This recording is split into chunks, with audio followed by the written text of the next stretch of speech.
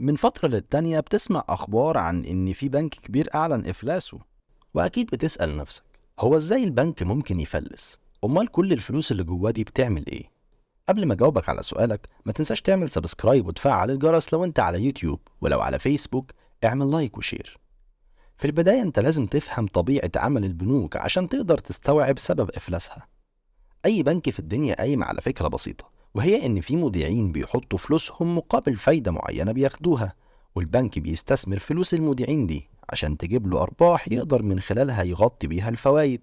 والبنك بيستثمر فلوسه من خلال طرق كتير، لكن أبرز مصدر لأرباح البنوك هو القروض اللي بتديها لأفراد أو الشركات مقابل إنها تستردها بفايدة أكبر. لكن أهم شيء لازم تعرفه هو إن البنوك بتدي القروض دي من فلوس المودعين. فلو فرضنا إن حجم أموال المودعين في البنك 10 مليار جنيه، وفي نفس الوقت إدى قروض بقيمة 6 مليار جنيه، فده معناه إن البنك بيمتلك بس 4 مليار جنيه، لأن الفرق طلعه على شكل قروض. وافتكر النقطة دي كويس علشان هنروح لها تاني قدام. والبنوك بتعمل الموضوع ده لأنها بتكون مطمنة إن أغلب المودعين ما بيسحبوش فلوسهم مرة واحدة في نفس الوقت. وطول ما البنك بيدي القروض بمعايير أمان وضمانات قوية، فوضع البنك بيفضل مستقر وناجح. طب أمال ليه في بنوك بتفلس طالما العملية سهلة وبسيطة ومضمونة كده؟ أكبر وأهم سبب هو سوء إدارة البنك لملف الاستثمار، خاصة في ملف القروض اللي هي أهم مصدر ربح للبنوك.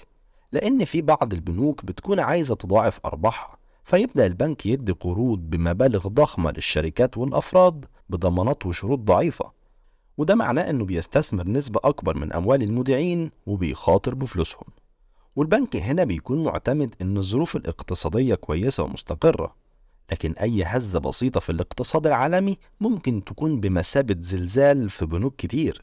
لأن الهزة دي ممكن تسبب في إفلاس شركات أو فشل مشاريع كبيرة البنك استثمر فيها أو منح فيها قروض ضخمة. وده معناه عدم قدرة البنك على تحصيل القروض أو الفوائد دي من أصحابها في الفترة الزمنية اللي كان متفق عليها معاهم. وبالتالي ده بيتسبب في حدوث أزمة مالية كبيرة للبنك، بتخلي السيولة المالية الفعلية للبنك أقل من إجمالي فلوس المودعين، وتبدأ كل حاجة تنهار زي قطع الضمنة. وبيحاول البنك يسد العجز ده بأي طريقة، زي إنه يستلف من بنوك تانية أو يبيع أصول بيملكها عشان ما يدخلش في المرحلة الخطرة، وهي مرحلة إن الفلوس اللي بيسحبها ويتداولها المودعين بشكل سنوي بتكون أقل من السيولة الفعلية في البنك. وده معناه إن في مودعين مش هيعرفوا يسحبوا فلوسهم عند مرحلة ما، ودي اللحظة اللي بتمثل المسمار الأخير في نعش أي بنك. لأن بمجرد ما يتعرف إن البنك في أزمة مالية ومش قادر يوافي بالتزاماته، وقتها الكل هيتسابق عشان يسحب كل فلوسه، والبنك بيحصل له حالة شلل تام. لأن لو المودعين عايزين يسحبوا 10 مليار جنيه، فالبنك ما بيكونش معاه المبلغ ده. وفي الحالة دي البنك بيحصل له انهيار سريع جدا، وبيضطر إنه يعلن إفلاسه، وفلوس المودعين تبقى مجرد ذكرى من الماضي.